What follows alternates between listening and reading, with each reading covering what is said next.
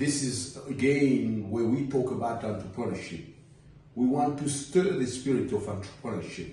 We want to build entrepreneurs, especially in Africa.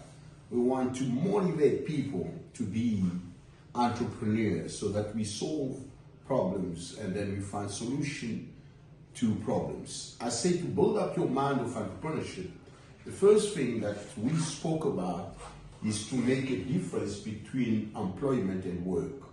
Employment is what somebody will give to you, but work you create it yourself. And how do you create work? Because there won't be a lot of employment that being created. You'll have to find a way to teach your children and to teach yourself how to create work. You look at the needs of people. In other words, you on the look for problems, you on the look for the needs that arise in society, in community. And around that needs, then you have to bring a solution. And that solution will come as a value proposition to people. Value proposition. And then that value proposition is usually comes in terms of number one, products, and number two, so okay. You have to come up with product, you have to come up with services. I was in a capital city of the DRC recently.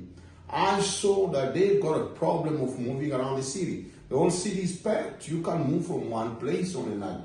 In other words, they've got a problem with mobility.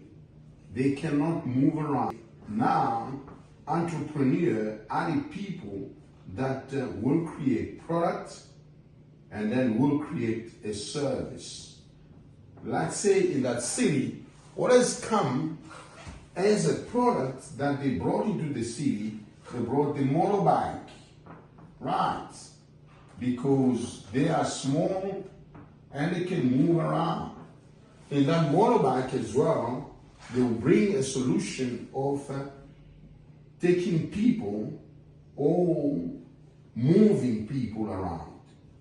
And they create a value, and in that value, they create a market for themselves.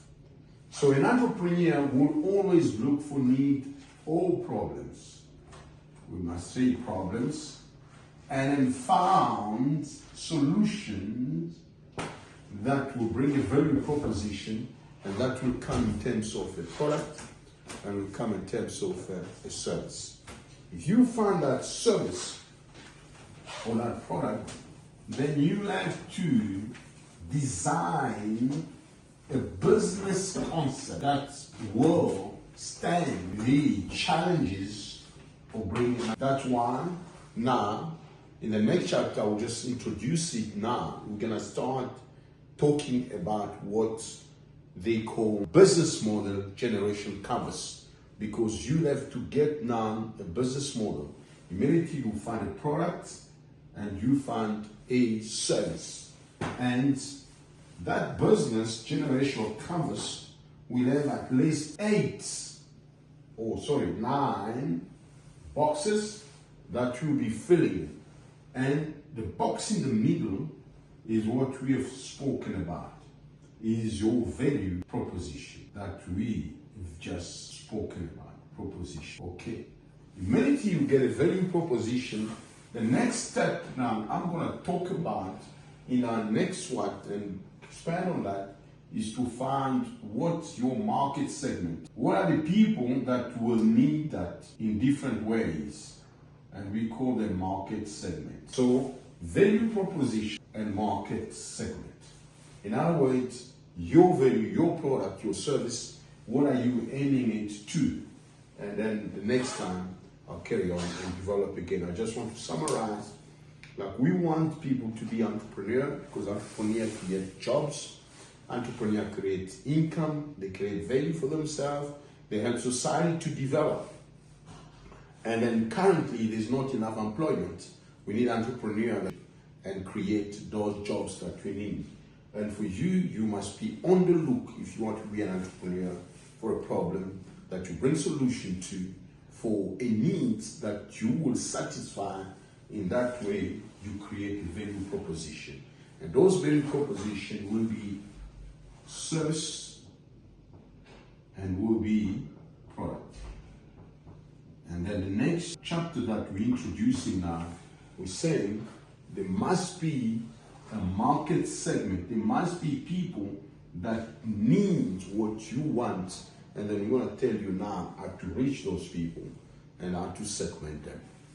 For today, we bless God you have followed us, and then keep on watch for our next what coming. Then we will talk about entrepreneurship again. God bless you. We'll see you again.